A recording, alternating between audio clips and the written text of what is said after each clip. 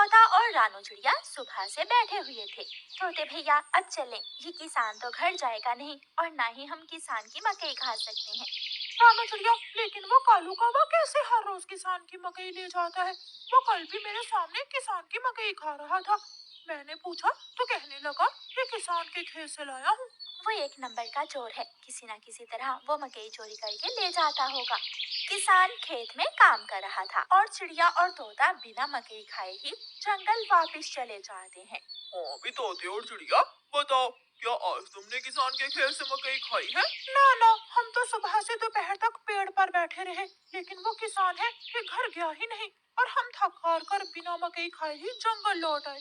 मैं तो जा रहा हूँ, पेट भर मकई खाऊंगा भी और अपने साथ भी लेकर आऊंगा। कालू कौवा इंसानों की बस्ती की तरफ जाता है। कालू कौवा किसान के खेत में जाकर किसान से कहता है, किसान किसान, तुम्हें तुम्हारी पत्नी घर बुला रही है, तुम्हारे घर में मेहमान आए हैं। अच्छा, तो मैं जल्दी से घर जाता हूँ। कौवे शुक्रिया जो तुमने मुझे बता दिया।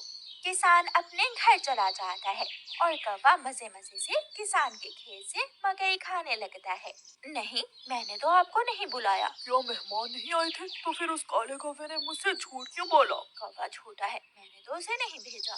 कौवा पेट भरकर मकई खाता है और कुछ मकई अपने साथ लेकर वापस जंगल लौट जाता है। कौवे कौवे, एक मकई का भुट्टा मुझे भी दे दो। ना ना, मैं तो मकई का भुट्टा किसी को नहीं दूंगा, बहुत मुश्किल से लाया हूँ मैं। कौवा चिड़िया के सामने बैठकर मकई का भुट्टा खा रहा था और चिड़िया के मुंह में पानी आ रहा था। दूसरे दिन कौवा फिर से किसान के खेत में जाता है और किसान से कहता है, किसान किसान, मैं अभी अभी तुम्हारे घर से आया हूँ, तुम्हारे बेटे को तेज बुखार है, जल्दी से घर जाओ। कौवे की बात सुनकर किसान घबरा जाता है और कुछ सोचे बिना अपने घर भाग जाता है और कौवा मजे से मकई खाने लगता है। कहाँ है मेरा मुन्ना? मुन्ना तो बाहर खेलने गया हुआ है। क्या मेरा मुन्ना ठीक है? हाँ हाँ, मुन्ना तो बिल्कुल ठीक है। तो फिर इसका मतलब आज फिर उस शरारती कौवे ने मुझसे शरारत की है। उसने मुझसे कहा कि मेरे मुन्ने को बुखार है, मैं जल्दी घर जाऊं। वो कौवा जरूर आपको घर भेजकर खेत से फसल खाता होगा। मैं कल देखूंगा वो कौवा कैसे मुझे उल्लू बनाकर मेरे खेत से मेरी फसल खाता है। कौवा जंगल जाकर बहुत खुश था। वो जो मकई अपने साथ लाया था वो तोते और कबूतर के सामने बैठकर खाता है। वाह वाह, मजा ही आ गया, ये मकई तो बहुत स्वादिष्ट है। यार कौवे, थोड़ी सी मकई मुझे भी दे दो। हाँ ठीक है, अगर तुम मेरे घर का काम कर दो तो मैं तुम्हें भी मकई दे सकता हूँ। मैं भी करूँगा, मैं भी कभी आपके घर का सारा काम करूँगा, मुझे भी मकई दे देना। ठीक है, तो फिर जल्दी से मेरे साथ आ जाओ। कौवा कबूतर और तोते को अपने घर ले जाता है। तोते, तुम जल्दी से मेरे घर की सफाई सुथराई कर दो और कबूतर तुम जल्दी से मेरे सारे बर्तन धो दो, फिर मैं तुम दोनों को मकई दूंगा। फिर कबूतर अपने काम में लग जाता है और तोता कौवे के घर की सफाई सुथराई करने लगता है। दोनों अपना अपना काम खत्म कर देते हैं।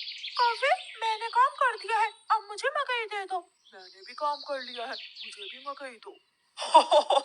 कौन सी मकई? चलो भाग जाओ यहाँ से तुम दोनों, मैं तुम्हें कुछ नहीं देने वाला।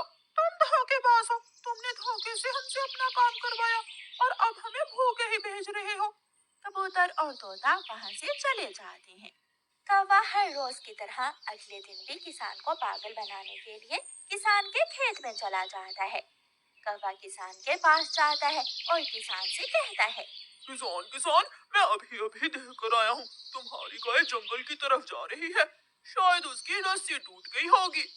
मेरी गाय को तो शेर खा जाएगा। कौवे, मैं जल्दी से जाकर अपनी गाय को बचाता हूँ। किसान वहाँ से जाता है, लेकिन आज किसान थोड़ी दूर जाकर पेड़ के पीछे छुप जाता है। कौवा किसान के खेत में जाकर मकई खाने लगता है। तो ये कौवे का बच्चा इसलिए मुझे हर रोज किसी न किसी तरह खेत से भेज देता है। जब तक मेरे पास बड़ा दिमाग है, मुझे किसान की फसल खाने से कोई नहीं रोक सकता। किसान के पास बंदूक थी। किसान बंदूक चलाता है और गोली सीधी जाकर कौवे की टांग पर लगती है। कौवा बहुत मुश्किल से वहाँ से भागता है और किसी न किसी तरह अपने जंगल वापस पहुँच जाता है। वो अपने घर के बाहर आकर गिर जाता है। हाय, मर गया, मर गया।